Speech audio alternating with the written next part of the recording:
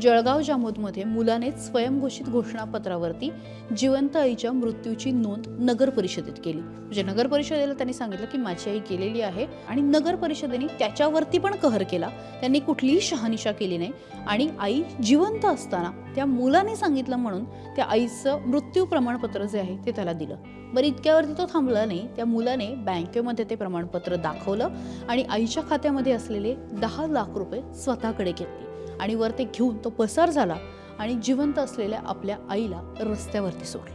75 वर्षीय कौशल्याबाई यांनी बँकेमध्ये चौकशी केली आणि त्यांना जेव्हा कळलं की आपले पैसे जे आहेत तो आपला मुलगा घेऊन पसार झालेला आहे, त्यांना अक्षरशः धक्का बसला। तुम्ही विचार करा, 75 वर्षाच्या महिला आहेत, काय त्यांचं झालं असेल। प्रेमसिंह कमलसिंह राजपूत असं त्या मुलाचं नाव आहे, सगळ्यांनी लक्षात ठेवा।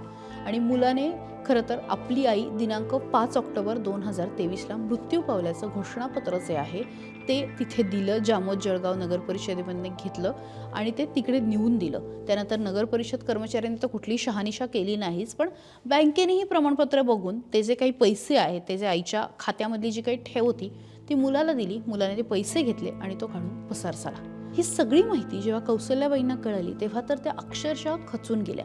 मग त्यांनी नगर परिषदेमध्ये स्वतःच्याच मृत्यूचं प्रमाणपत्र काढण्यासाठी स्वतःच्या नावाने अर्ज केला।